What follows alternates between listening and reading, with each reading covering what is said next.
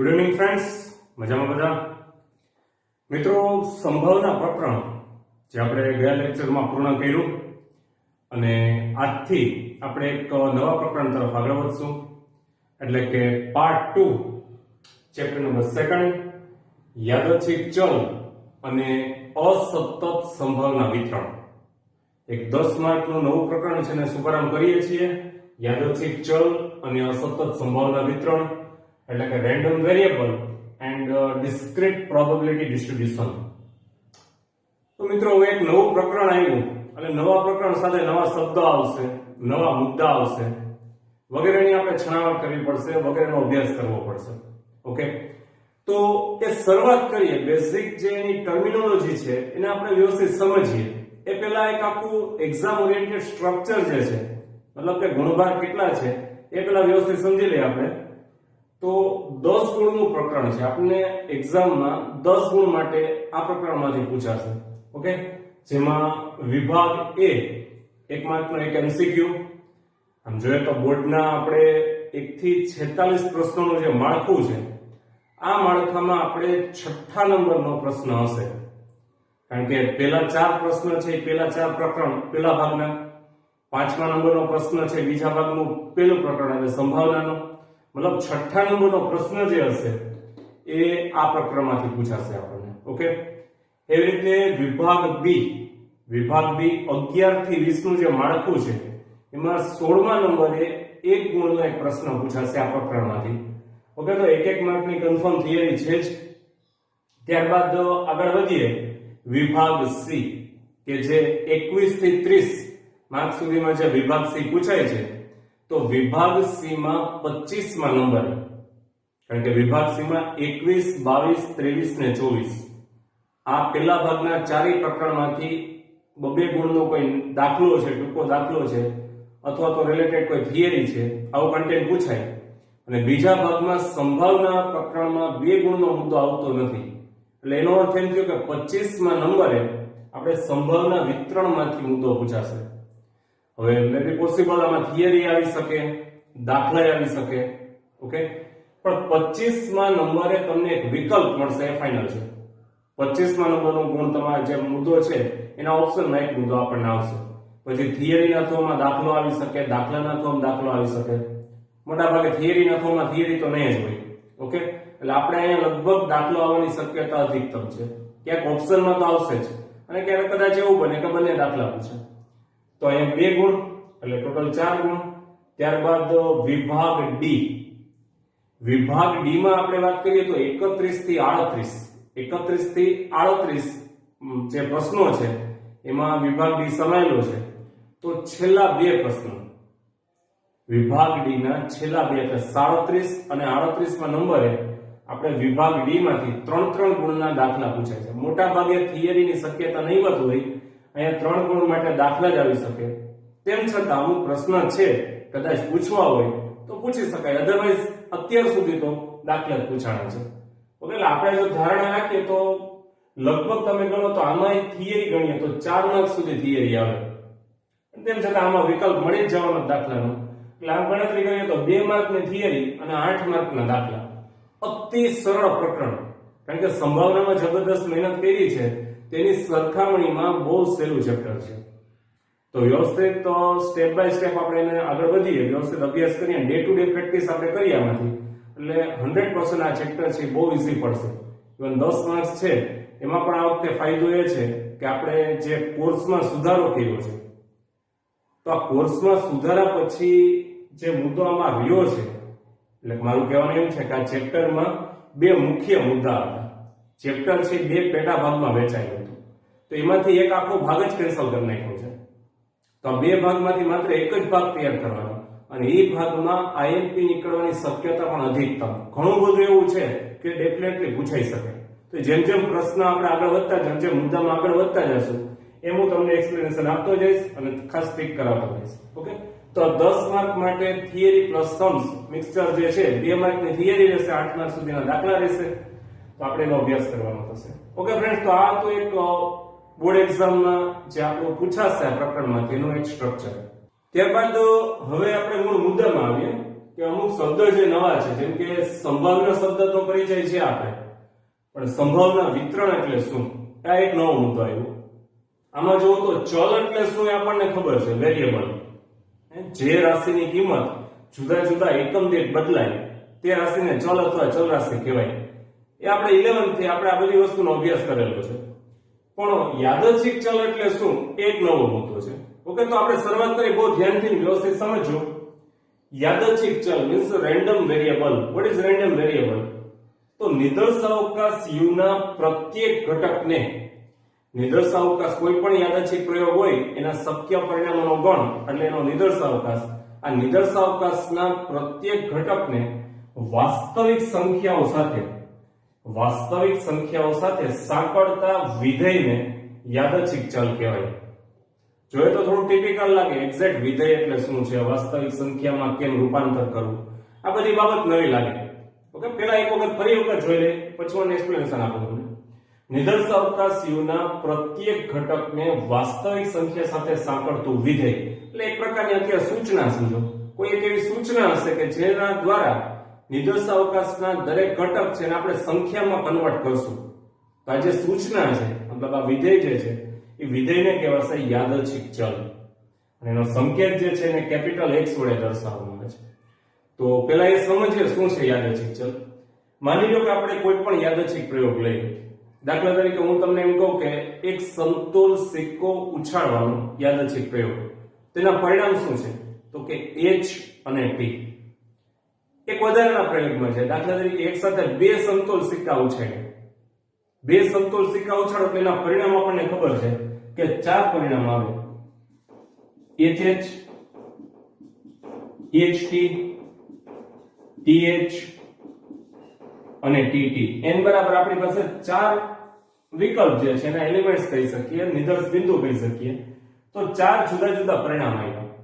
પણ પરિણામ છે એને કોઈ સંખ્યામાં કેમ કન્વર્ટ કરવા, તો કે સંખ્યામાં કન્વર્ટ કરવા માટે કોઈ સૂચના હોવી જોઈએ. પહેલા બહુ સાદી ભાષામાં સમજાવું છું, બહુ ધ્યાનથી સમજજો. નિદર્શાવકાશના પ્રત્યેક ઘટક HH, HT, TH, TT આને તમારે સંખ્યામાં કંઈક રજૂ કરવા છે તો તમને કોઈ એક ચોક્કસ સૂચના હોવી જોઈએ. અત્યારે હું વિધેય શબ્દ નહીં બોલું, સૂચના શબ્દ બોલું. સૂચના હોવી જોઈએ. તો કે કેવી સૂચના? માની લો કે તમને એમ કે યાદચ્છિક ચલ x આપણે એના બરાબર આપણે છાપની સંખ્યા લઈએ. નિદર્શાવકાશના પ્રત્યેક ઘટકો છે, એ ઘટકમાં તમારે ચેક કરવાનું છે છાપની સંખ્યા કેટલી છે, તમને કેટલી વખત H દેખાય છે, એની વેરાયટી શું છે, આમ અલગ અલગ શું તમને જોવા મળે છે. તો તમે પહેલા પરિણામને ચેક કરશો તો અહીંયા છાપ તમને એક ને એક 2 વખત જોવા મળે છે. ઓકે, તમે આ બે ઘટકો વચ્ચેના બે ઘટકો તમે ચેક કરો. આમાં એકવાર છાપ ને એકવાર કાંટ. આપણે કાંટની ચર્ચા નથી કરી, માત્ર છાપ. તો આમાં છાપ કેટલી વાર જોવા મળે? એકવાર. આમાં કેટલી વાર જોવા મળે? એકવાર. મતલબ આ બે પરિણામમાં છાપનું મૂલ્ય છે 1 ટાઈમ, એક વખત આવે છે, સિંગલ ટાઈમ આવે છે. ઓકે, અને TT લાસ્ટ એલિમેન્ટ ચેક કરો તો આમાં તમને છાપનું મૂલ્ય શું દેખાય છે? તમે કહેશો નો હેડ, છાપ નથી. એટલે એને સંખ્યામાં રજૂ કરી એટલે 0. છાપનું મૂલ્ય શું છે? 0. કાંઈ પણ ન હોવું એટલે 0 હોવું. તો હવે તમે આ એક સૂચનાના આધારે નિદર્શાવકાશના પ્રત્યેક ઘટકને એક સંખ્યામાં કન્વર્ટ કર્યા તમે. હવે તમને એક છાપની સંખ્યા, તો આની શક્ય કિંમત આપણને કેટલી મળી? ચડતા ક્રમમાં ગોઠવું તો 0, 1 અને 2. તો મિત્રો આ જે સૂચના જે છે કે જેના આધારે નિદર્શાવકાશના ઘટકોને આપણે સંખ્યામાં રજૂ કરી શકીએ તો સૂચનાને કહેવાય યાદચ્છિક ચલ. ઓકે, બહુ સહેલો મુદ્દો છે. એક વખત નવો મુદ્દો છે એટલે આપણા માટે એક બે વખત વાંચવું પડે, વિચારવું પડે, પણ ઓલ ઓવર ઇઝી છે. નિદર્શાવકાશ u ના પ્રત્યેક ઘટકને આ 4 ઘટકો છે. અત્યારે આપણે સંખ્યામાં ન કહી શકીએ, HH એનો કોઈ મીનિંગ નથી, પણ તમને સૂચના આપી કે છાપની સંખ્યા નક્કી કરો. તો પ્રત્યેક ઘટકમાં તમે છાપ ગોતશો તો તમને જુદી જુદી સંભવિત સંખ્યા મળશે. 2 છે, આ 2 માં 1 છે, આમાં 0 છે. તો આ તમે જે સંખ્યામાં કન્વર્ટ કરી શક્યા તો આ સૂચના જે છે એને શું કહેવાશે? યાદચ્છિક ચલ. ઓકે, અને ફરી એક વખત ખાસ બાબત કહી દઉં, તમારે યાદચ્છિક ચલ જે છે એ તમારે બનાવવાનો નથી. This is one kind of instruction given in the your board exam paper. તમારા જે બોર્ડ એક્ઝામ પેપરમાં જેમાં સૂચના તમને આપી હશે, તમારો ક્વેશ્ચન જે હશે એનો એક ભાગ હશે. આપણે માત્ર એને આઈડેન્ટિફાઈ કરવાનું છે કે યાદચ્છિક ચલ શું છે.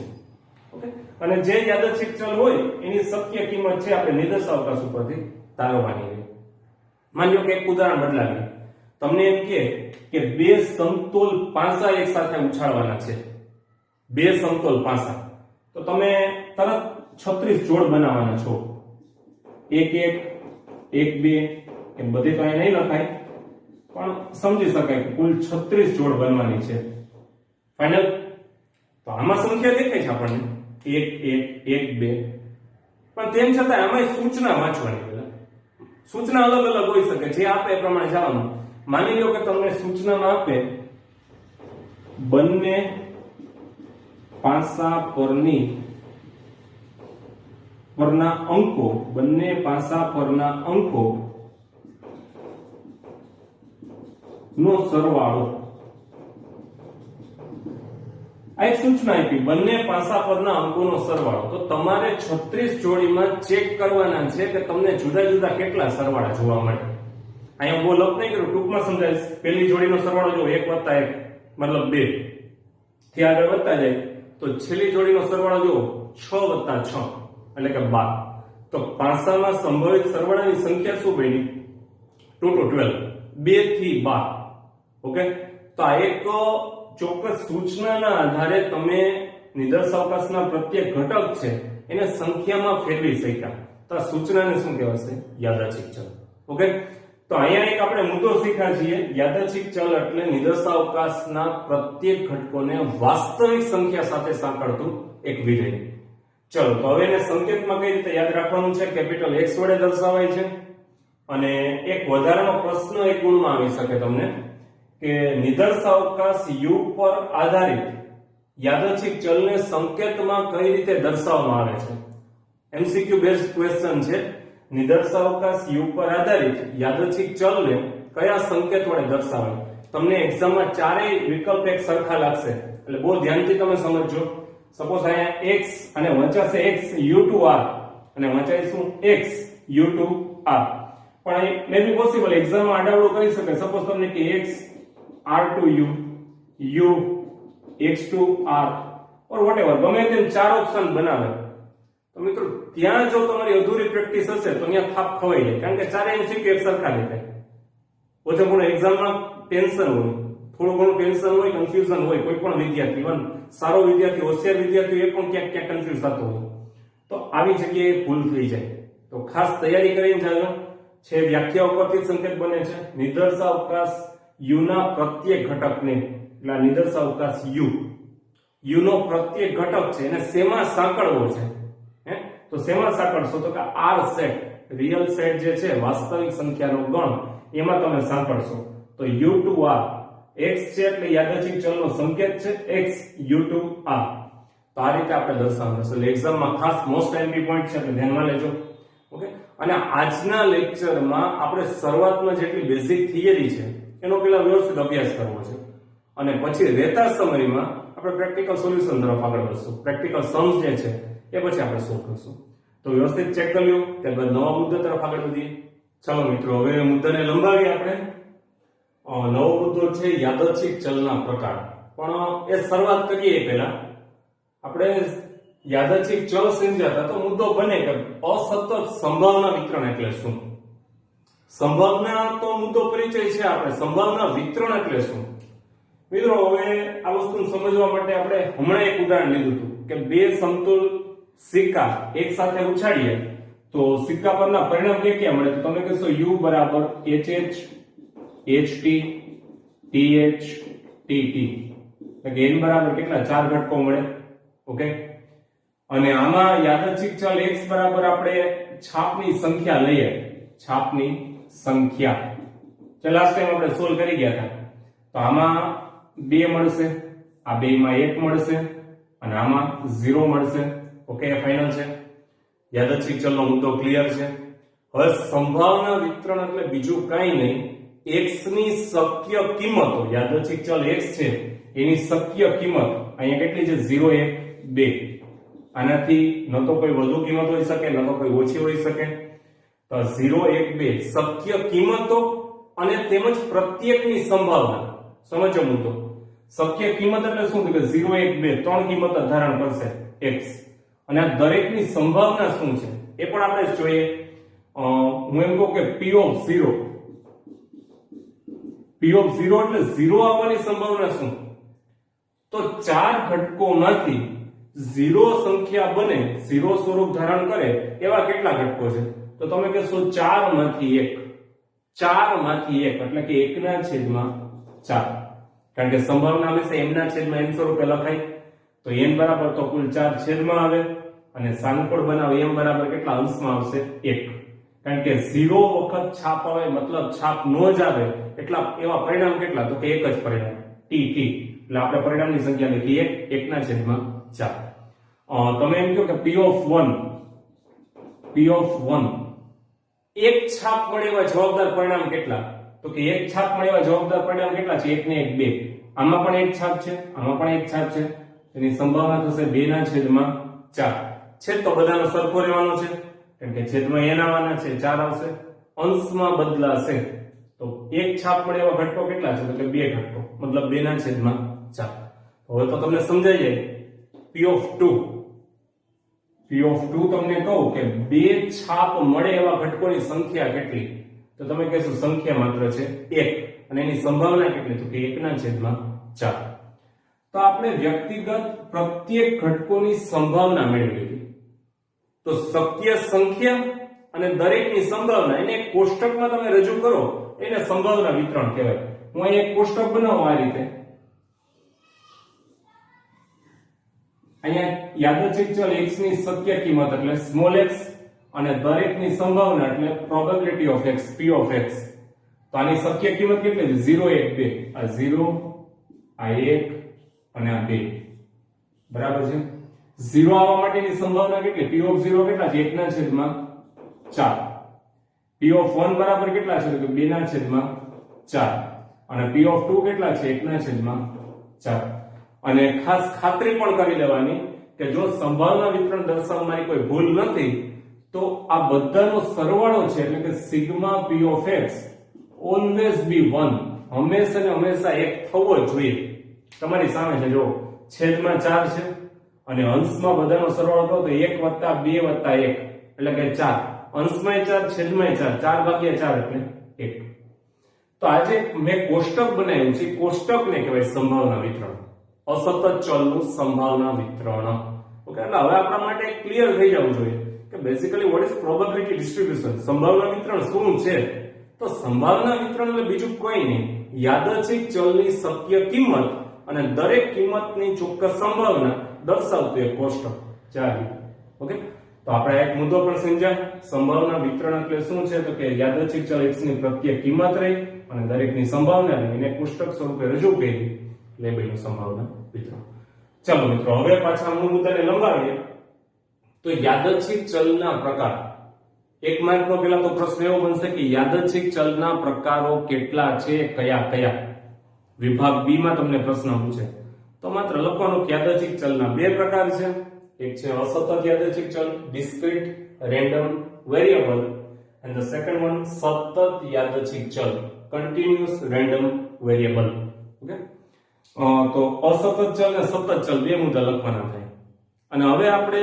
એમાં આગળ વધીએ ભાઈ તો અસતત ચલ કોને કહેશું આ બધું જે છે ને હવે એક્ઝેક્ટ 11th માં શરૂઆતમાં જે આપણે બીજું ચેપ્ટર જે છે પહેલું ચેપ્ટર છે થિયરિકલ હતું એકદમ બીજામાં આપણે કોષ્ટક રચના અને વર્ગીકરણ કરવું આ બધું શીખ્યા હતા મિત્રો એમાં મુદ્દો આવે છે ચલનો અને એમાંય પાછા ચલના પ્રકાર સતત ને અસતત આવે છે એક્ઝેક્ટ એના જેવો જ છે અસતત ચલ એટલે શું જે યાદચ્છિક ચલ વાસ્તવિક સંખ્યાઓના અંતરાલમાં મર્યાદિત કિંમત ધારણ કરે મર્યાદિત એટલે ગણી શકાય તેટલી બરાબર છે ગણી શકાય તે કાઉન્ટેબલ જે વેલ્યુ છે એ ધારણ કરી શકતો હોય તેવા ચલને આપણે કહેશું યાદચ્છિક ચલ ફોર એક્ઝામ્પલ આના પહેલા નો તો આપણે x બરાબર છાપની સંખ્યા તો તમારી સામે છે 0 1 ને 2 એની સત્ય કિંમત કેટલી બની 3 ગણી શકાય છે યસ તમે એમ કે ઉદાહરણ બદલાવો આપણે એકદમ સહેલું ઉદાહરણ લઈએ કુટુંબમાં બાળકોની સંખ્યા યાદચ્છિક ચલ તરીકે લેશો કુટુંબમાં બાળકોની સંખ્યા. કોઈના કુટુંબમાં 2 બાળક હોય, કોઈના કુટુંબમાં 3 બાળક હોય, કોઈના કુટુંબમાં 1 બાળક હોય, કોઈ કદાચ એવું કુટુંબ હશે કે કોઈ બાળક નહીં હોય. આ બધી જુદી જુદી સંખ્યા થાય. પણ તમે એમ ન કહી શકો કે કોકના કુટુંબમાં 2.33 બાળકો છે, કોકના કુટુંબમાં 3.75, 1.82 બાળકો છે. Not possible. એટલે આ જે ચલ છે એ હંમેશા પૂર્ણાંકમાં જ દર્શાવી શકાય, મર્યાદિત કિંમત જ ધારણ કરી શકે. બરાબર છે, ગણી શકાય જેટલી જ કિંમત ધારણ કરી શકે. મતલબ આવા ચલને આપણે કેવું કહેશું? અસતત યાદચ્છિક ચલ. અને આખું પ્રકરણ જે આપણું છે એ અસતત યાદચ્છિક ચલ ઉપર જ આધારિત છે. મતલબ કે x જે કિંમત ધારણ કરશે એ હંમેશા પૂર્ણાંકમાં આવશે, ડેસિમલ વેલ્યુમાં નહીં જ હોય. ઓકે, ઇન્ટીજર વેલ્યુમાં જ હશે. તો આ થયો અસતત યાદચ્છિક ચલ. અને આના પછીનું પ્રકરણ જે આવશે પ્રામાણ્ય વિતરણ. ઓકે, તો એને ધ્યાનમાં લઈને મુદ્દો છે સતત યાદચ્છિક ચલ. અંગ્રેજીમાં કહેવાશે કન્ટિન્યુઅસ રેન્ડમ વેરિયેબલ. હું ક્યારેક ક્યારેક તમારી સાથે આ બધા અંગ્રેજી જે વર્ડ જે છે ટર્મિનોલોજી શેર કરું છું, પણ ભવિષ્યમાં તમે જે ઉચ્ચ કોર્સમાં જશો તમે ત્યાં બધી વસ્તુ છે લેંગ્વેજ તમને કામ આવશે. એટલે અત્યારથી મહાવરો કરજો. ઓકે, ચલો. સતત યાદચ્છિક ચલ એટલે શું? તો કે જે ચલ વાસ્તવિક સંખ્યાઓના ગણમાં કોઈ પણ કિંમત ધારણ કરી શકે. કોઈ પણ કિંમત મતલબ અમર્યાદિત. અહીંયા શબ્દ તમે લખશો અમર્યાદિત. અમર્યાદિત કિંમત ધારણ કરી શકે તો તેવા ચલને આપણે કહીશું સતત યાદચ્છિક ચલ. અને અહીંયા હું કહીશ કે પૂર્ણાંક અથવા અપૂર્ણાંક કોઈ પણ યાદચ્છિક ચલ જ એવો હશે જેને પૂર્ણાંકમાં રજૂ કરી શકો અને અપૂર્ણાંકમાં પોઈન્ટમાં પણ દર્શાવી શકાય. ફોર એક્ઝામ્પલ, અહીંયા મેં કીધું તો કુટુંબમાં બાળકોની સંખ્યા, અને આપણે અહીંયા ઉદાહરણ લઈએ કે ભાઈ વર્ગખંડમાં વિદ્યાર્થી છે તો વિદ્યાર્થીઓની ઊંચાઈ. બરાબર છે, જુદા જુદા વિદ્યાર્થી, કોકની ઊંચાઈ છે એક્ઝેક્ટ 5 ફૂટ હોય, એક્ઝેક્ટ 5 ફીટ. બરાબર છે, તો એના પછી એવું થોડું છે કે એમાંથી વેરિએશન આવે તેના સિવાયનો હશે તો કાંઈ 4 ફૂટનો હોય કે 6 ફૂટનો હોય, ફૂટે ફૂટ જ વધે નહીં. પણ એ પછી પોઈન્ટમાં આવી શકે 4.2 ફૂટ, 5.1 ફૂટ, 4.9 ફૂટ, 5.4 ફૂટ. તો આ રીતના જે બધાની હાઈટ છે એ પોઈન્ટમાં આવી શકે. મતલબ યાદચ્છિક ચલે કેવી કિંમત ધારણ કરી? અમર્યાદિત. ઓકે, આપણે દાખલા તરીકે ઉદાહરણ ફેરવું. હું એમ કહું કે કોઈ દિવસે પેટ્રોલ પંપ પર થતા પેટ્રોલનું દૈનિક વેચાણ, માની લો કે લીટરમાં આપણે લખવું છે તો શું 1000 લીટર જ, 1005 લીટર, 1010 લીટર, 900 લીટર એમ જ હશે? શું પુરાવાવાળા બધા પૂરા લીટરમાં જ પુરાવશે? નહીં. બધાને ખબર છે કે પોઈન્ટમાં આવે 1.5 લીટર આવે, 2 લીટર આવે, 1.25 લીટર આવે. મતલબ જુદા જુદા પોતે આંકડામાં આડાવડું પુરાવતા હોય. બરાબર છે, એટલે કહેવાનું એવું છે કે અહીંયા પોઈન્ટમાં પણ આ જે યાદચ્છિક ચલ બન્યો વેચાણ, દૈનિક વેચાણ, તે પોઈન્ટમાં આવી શકે. તો આ પ્રકારના જે મુદ્દા છે આપણે આના પછીના પ્રકરણમાં શીખવાના છે સતત યાદચ્છિક ચલ. તેમ છતાંય આપણા કોર્સમાં છે આ મુદ્દાનો સમાવેશ કર્યો છે થિયરિકલ કન્સેપ્ટ તરીકે. તો આપણે યાદ રાખવાનું યાદચ્છિક ચલના પ્રકાર કેટલા? તો કે 2 પ્રકાર છે, સતત યાદચ્છિક ચલ, અસતત યાદચ્છિક ચલ. સેપરેટલી પૂછાઈ શકે. અસતત યાદચ્છિક ચલનો અર્થ આપો તો જે યાદચ્છિક ચલ વાસ્તવિક સંખ્યાઓના અંતરાલમાં મર્યાદિત ગણી શકાય એટલી કિંમતો ધારણ કરી શકે તો તેવા યાદચ્છિક ચલને અસતત યાદચ્છિક ચલ કહેવાય. અને બને તો એકાદ 2 એક્ઝામ્પલ તમે લખી નાખજો. બરાબર છે, આમાં સપોઝ એક્ઝામ્પલ ઉમેરવું છે તો કોઈ સમતોલ 500 ઉછાળતા મળતા ઘટકોની સંખ્યા. બધાને ખબર કે સમતોલ 500 ઉછાળો તો 1 2 3 4 5 6 કરતા પૂરી. ઓકે, તો એ રીતે પૂર્ણાંકમાં દર્શાવી શકાય એવું છે. એનાથી ઉલટું જે યાદચ્છિક ચલ વાસ્તવિક સંખ્યાઓના અંતરાલમાં કોઈ પણ, પછી પૂર્ણાંક હોય ને અપૂર્ણાંક હોય, કોઈ પણ કિંમત ધારણ કરી શકે, મીન્સ અમર્યાદિત કિંમત ધારણ કરી શકે તેવા યાદચ્છિક ચલને આપણે શું કહીશું? સતત યાદચ્છિક ચલ, કન્ટિન્યુઅસ રેન્ડમ વેરિયેબલ. ઓકે, તો અહીંયા આપણે ધીરે ધીરે એક પછી એક પ્રશ્ન વધતા જાય છે. તો તમારે ખાસ મારો આગ્રહ છે કે આજના લેક્ચરમાં જે થિયરી છે તો વ્યવસ્થિત બુકમાં ઉતારી લેજો અને રાહ નહીં જોવાની, વેઇટિંગ વર્ક નહીં કરવાનું. બસ તમારા હાથમાં થિયરી આવી એટલે તમારી તૈયારી ચાલુ થઈ જવી જોઈએ. પ્રકરણમાં એટલું જ છે, તમે ડે ટુ ડે જેમ લેક્ચર વાઇઝ હું પોઈન્ટ તમને ક્લિયર કરાવતો જાવ તમે લેક્ચર વાઇઝ તૈયારી કરતા જાઓ, અહીંયા મારું ચેપ્ટર પૂરું થાય ત્યાં તમારું રિવિઝન સહિત તમારું કામ કમ્પ્લીટ હશે.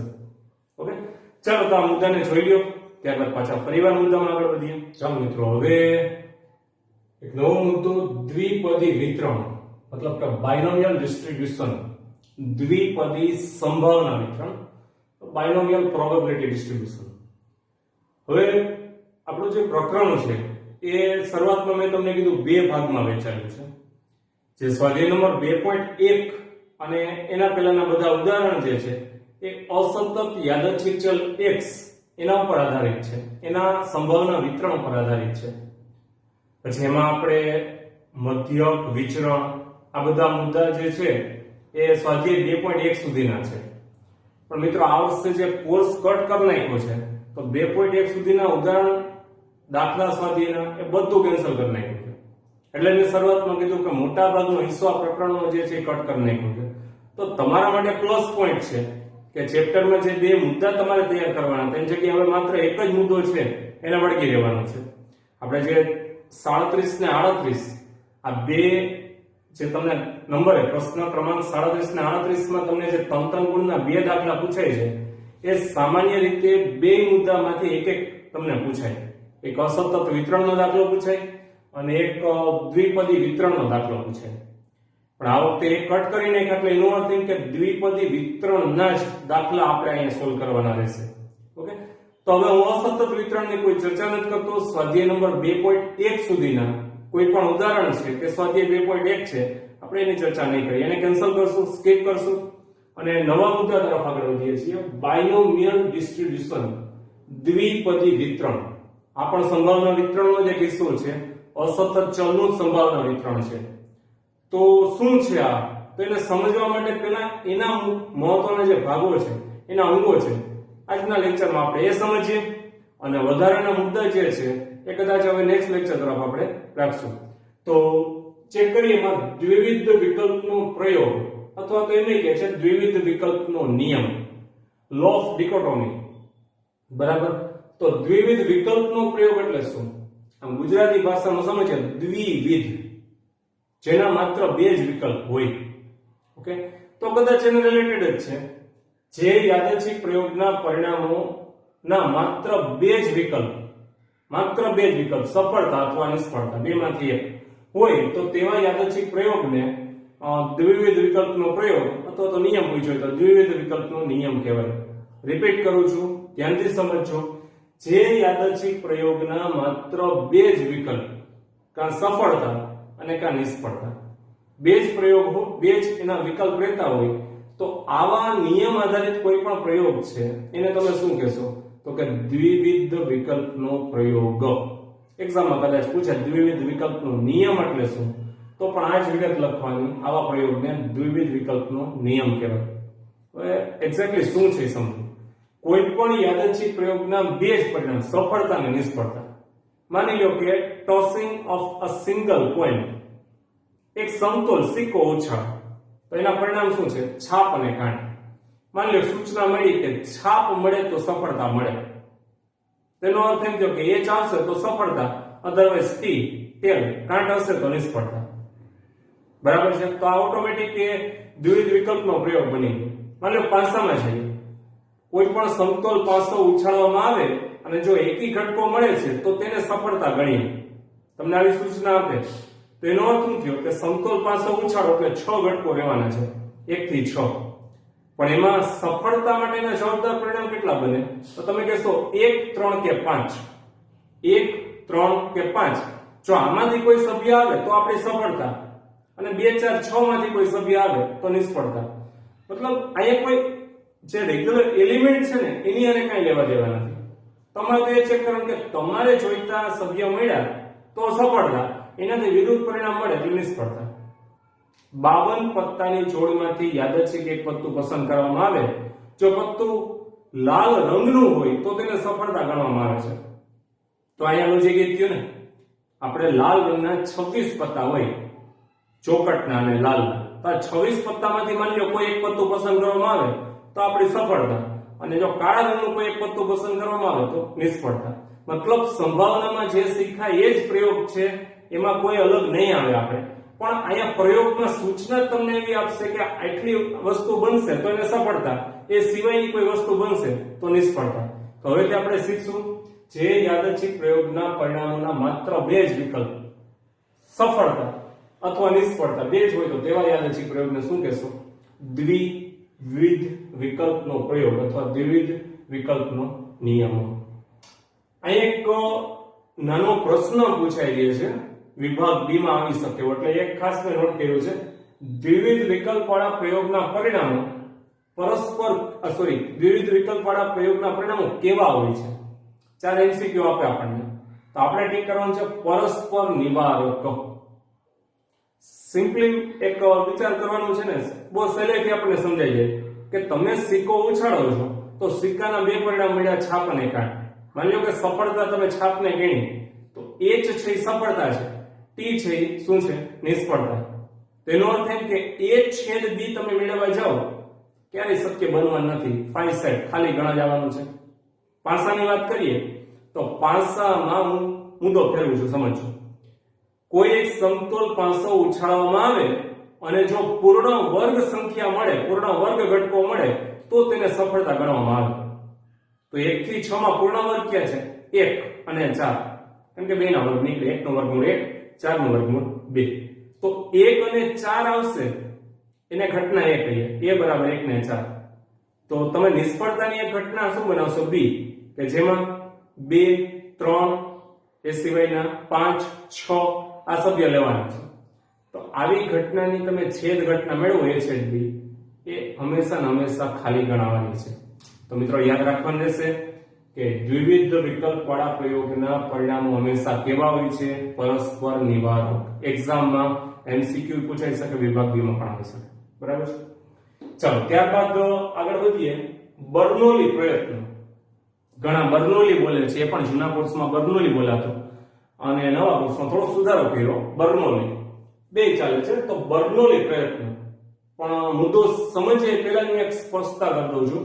આ બર્નોલીનો કોઈ મીનિંગ નથી થતો, એ નામ છે એક આંકડાશાસ્ત્રી ગણિતશાસ્ત્રી જે છે એ જેણે આ મુદ્દો સમજાવ્યો છે, પ્રોફેસર જેમ્સ બર્નોલી. તેણે જે નિયમ છે ને પોતાનું નામ આપ્યું, એટલે બર્નોલીનો કોઈ મીનિંગ નથી થતો, માત્ર નામ છે, આવી યાદ રાખજો. તો what is Bernoulli trials? Bernoulli પ્રયત્ન એટલે શું? તો એના માટેનો એક ઉત્તર જોયો. ધારો કે દ્વિવિધ વિકલ્પ વાળા, હવે આપણે ક્લિયર હોવું જોઈએ, દ્વિવિધ વિકલ્પ એટલે બે જ પરિણામ, સફળતા અને નિષ્ફળતા વાળા. દ્વિવિધ વિકલ્પ વાળા યાદચ્છિક પ્રયોગના બે શક્ય પરિણામ, સફળતા મીન્સ સક્સેસ S અને નિષ્ફળતા ફેલિયર મતલબ F. તો બે જ પરિણામ છે જે આપણને ખબર છે, દ્વિવિધ વિકલ્પનો પ્રયોગ આવ્યો એટલે માત્ર બે જ પરિણામ S અને F, સફળતા અને નિષ્ફળતા. જો આ પ્રયોગનું n વખત પુનરાવર્તન કરવામાં આવે, એટલે જેટલી વખત કરવાનું એટલી વખત, કોઈ સમતોલ સિક્કો છે 5 વાર ઉછાળવામાં આવે તો n બરાબર 5 બને, સમતોલ 510 વાર ઉછાળવામાં આવે n બરાબર 10 બને. મતલબ n વખત પુનરાવર્તન કરવામાં આવે અને દરેક પ્રયત્ને સફળતા મળવાની સંભાવના, અહીંયા એક નવો મુદ્દો છે, પ્રોબેબિલિટી ઓફ સક્સેસ. સફળતા મળવાની સંભાવનાનો સંકેત યાદ રાખવાનો છે P, કારણ કે સફળતાની સંભાવનાને આપણે P વડે દર્શાવશું અને નિષ્ફળતાની સંભાવનાને Q વડે દર્શાવશું, જે ચેપ્ટરમાં આવશે છે. યાદી કરી લેજો, સફળતાની સંભાવનાને P, નિષ્ફળતાની સંભાવનાને Q. ચલો ફરીવાર. તો દરેક પ્રયત્ને સફળતા મળવાની સંભાવના P અચળ રહેતી હોય, બદલાય નહીં. તો આવા પ્રયત્નોને આપણે બર્નોલી પ્રયત્ન કહીએ. મિત્રો બહુ સહેલું છે, વ્યાખ્યા છે ને લાંબી લચકાવેલી બનાવી એના અઘરું બને, ખરેખર મુદ્દો સહેલો છે. શું કહે છે હું તમને એક્ઝામ્પલથી સમજાવું, બહુ સહેલાઈથી સમજાશે. માની લ્યો કે તમે એક સમતોલ સિક્કો 5 વાર ઉછાળો છો. પહેલી વાર ઉછાળશો તો છાપ મળવાની સંભાવના કેટલી? તમે કહેશો ખબર નથી, એટલે કે બે પરિણામમાંથી એક વાર આવે એટલે 1/2 50% થાય. એમ તો ન કહી શકીએ કે ભાઈ આપણે છાપ બહુ લકી પોઈન્ટ છે, આમાં તો વધુ પડતી છાપ જ આવે, એવું તો નથી થતું. જે સંભાવનામાં શીખી ગયા, પહેલા જ લેક્ચરમાં મેં ચોખવટ કરી હતી કે સંભાવનામાં અપવાદને સ્થાન નથી. ફાઇનલ? એટલે તમે કહેશો પહેલા પ્રયત્નમાં છાપ મળવાની સંભાવના છે 1/2, બે પરિણામ એ જ એક વાર આવે એટલે 1/2. હવે તમે બીજી વાર સિક્કો ઉછાળશો, માની લો પહેલી વાર છાપ મળી હતી, તો બીજી વાર ઉછાળશો તો શું તમે એમ કહી શકશો કે ભાઈ ગયા વખતે છાપ આવી તો આ વખતે છાપ આવવાની છે? નહીં. મતલબ બીજા વખતેની સંભાવના શું થાય? 1 દુત્યાંશ. ત્રીજી વાર, ચોથી વાર, પાંચમી વાર, કદાચ સિક્કાને 10 વાર ઉછાળતા હોય ને તો 10મી વાર પણ તમને પ્રશ્ન પૂછવામાં આવે કે આ વખતે સિક્કો ઉછાળીએ છીએ તો છાપ મળવાની સંભાવના શું? તમે કહેશો નો આઈડિયા, મતલબ 1 દુત્યાંશ જ રહે. તો દરેક પ્રયત્ને સફળતા મળવાની સંભાવના p સમાન રહેતી હોય, અચળ રહેતી હોય, તો આવા દરેક પ્રયત્નને આપણે શું કહેશું? બર્નોલી પ્રયત્નો. આ તમારી ટેક્સ્ટ બુકનો અર્થ કે છે. મારી ભાષા મૌલિકતામાં હું માત્ર એટલું જ કહીશ, જે પ્રયોગ ગમે એટલી વાર કરો ને એ જે સંખ્યા છે ને એને બર્નોલી પ્રયત્ન કહેવાય. That's it. પાસાને 5 વાર ઉછાળો, n બરાબર 5, બર્નોલી પ્રયત્ન 5. સિક્કાને 10 વાર ઉછાળો છો તો n બરાબર 10, બર્નોલી પ્રયત્ન 10. ઓકે, એટલે આપણે બહુ લાંબુ યાદ નથી રાખવાનું. એક્ઝામમાં થિયરી પૂછાય એટલે આપણે એ તૈયારી કરવી પડે, પણ જ્યાં સમજવાની વાત છે ત્યાં તમે કોઈ પણ પ્રયત્ન કેટલી વાર રિપીટ કરો ને આ n સંખ્યા જે છે એને બર્નોલી પ્રયત્ન કહેવાય. ઓકે, અને તેમ છતાં હું જે દાખલા ચાલુ કરીશ એટલે વ્યવસ્થિત તમને સમજાવીશ જ, આ રીતે યાદ રાખજો. અને મોસ્ટ ઇમ્પોર્ટન્ટ ક્વેશ્ચન જે છે તમારે વિભાગ સી માં પૂછાઈ શકે, બર્નોલી પ્રયત્નોના ગુણધર્મ જણાવો. જે આ વ્યાખ્યા તૈયાર કરી હશે તો એમાં ના શબ્દ છે બધા એના જ છે, ખાલી 3 ભાગમાં વ્યાખ્યાને વહેંચી છે. જોઈએ, પેલું પ્રયોગના 2 જ શક્ય પરિણામ સફળતા નિષ્ફળતા છે. તો જે વ્યાખ્યામાં આવી ગયું બરાબર, દ્વિવિધ વિકલ્પ વાળા જ પ્રયોગ હોય, કા સફળતા કા નિષ્ફળતા. એક સમાન પરિસ્થિતિમાં કરેલા પ્રયોગના n પુનરાવર્તનોમાં દરેક પ્રયત્ને સફળતાની સંભાવના p અચળ રહે છે. હમણાં મેં તમને સમજાવી દીધું કે છાપ તમે કેટલી વાર, પહેલા પ્રયત્ને ખબર ન પડે, બીજા, ત્રીજા, ચોથા, કોઈ પણ પ્રયત્ન છાપ ની સંભાવના શું? તમે કહેશો એ ખ્યાલ નથી, મતલબ સરખી રહેવાની, અચળ 1/2. અને પ્રયોગના n પ્રયત્નો પરસ્પર નિરપેક્ષ એટલે એકબીજા પર આધારિત ન હોય ને એવા સ્વતંત્ર. શું છે સ્વતંત્ર? આ પણ બહુ સહેલું છે. માની લો કે મેં 500 ઉછાળ્યો એટલે 500 ઉપર 4 આવ્યો પહેલી વાર. ઓકે, બીજી વાર મેં 500 ઉછાળ્યો તો બીજી વાર એ 4 આવ્યો. તો તમે એમ ન કહી શકો કે પહેલી વાર 4 આવ્યા હતા એટલે બીજી વાર 4 આવ્યા. નહીં, એવું કઈ નક્કી નથી. એ તો પહેલી વાર તમે ઉછાળો 4 આવે તો બીજી વાર 4 આવી શકે, ન આવે. આ જે હું શબ્દ બોલું ને, આવી શકે, ન આવે, એ સ્પષ્ટ બતાવે છે કે પહેલા પ્રયત્ન જે છે એ બીજો પ્રયત્ન જે છે પહેલા પ્રયત્ન પર આધારિત રહેતો નથી. તમે સિક્કો ઉછાળો, પહેલા પ્રયત્નમાં છાપ આવી, બીજો પ્રયત્ન કર્યો છાપ આવી, ત્રીજામાં છાપ આવી, તો તમે ચોથી વખત એવું અનુમાન ન કરી શકો કે છાપ જ આવશે. કા તો કે 4 માંથી પહેલા 3 પ્રયત્નમાં છાપ આવી. નહીં, મતલબ તો કે અહીંયા પહેલા પ્રયત્નમાં જે સભ્ય આવે છે તો બીજામાં એ આવી શકે, ન પણ આવી શકે, કોઈ આધારિત નથી. એટલે પ્રયોગના n પ્રયત્નો પરસ્પર કેવા છે? નિરપેક્ષ. તો મિત્રો, આજના વિડિયો લેક્ચરમાં થિયરી છે, આપણે ઘણા મુદ્દા સોલ્વ કર્યા છે. અહીંયા વિડિયો લેક્ચર હું અટકાવું છું અને ખાસ આગ્રહ છે કે તમે રિવાઇન્ડ કરી અને વારંવાર રટણ કરી અને થિયરી તૈયાર કરી. હજી પણ આના પછીના લેક્ચરમાં મારે થોડી થિયરી છે ટોપિક લેવા પડશે, દ્વિપદી વિતરણને લગતી, અને ત્યારબાદ આપણે ટૂંકા દાખલામાં કરીશું. પણ જો થિયરી ક્લિયર હશે, એક નવો કોન્સેપ્ટ તમારા માટે આવે છે, એ ક્લિયર હશે તો ચેપ્ટર ભણવાની ખૂબ જ મજા આવશે. અને સંભાવનાની સરખામણીમાં આ પ્રકરણ ખૂબ જ સરળ છે અને એ ઉપરાંત જે મુદ્દો કાપી નાખ્યો છે એટલે એના ઉપર તેમ જ કહી શકે તમારે રીતસર બોનસ જ આપ્યું છે. જીએસડી બોર્ડ તરફથી આ વર્ષના સ્ટુડન્ટને મારી ભાષામાં બોનસ આપવામાં આવ્યું છે. બહુ સહેલું છે. ઓકે, તો ખાસ મિત્રો વિડિયો છે એને વારંવાર તમે ચેક કરશો, બધા મુદ્દાને ક્લિયરલી સોલ્વ કરી નાખશો અને તમારી ફેરબુકમાં આ બધા મુદ્દા છે અપ ટુ ડેટ લખાણ કરી લેજો. ચલો મિત્રો, તો હવે નવા લેક્ચરમાં ફરીવાર નવા મુદ્દા સાથે ભેગા રહેશું. Till then, good by.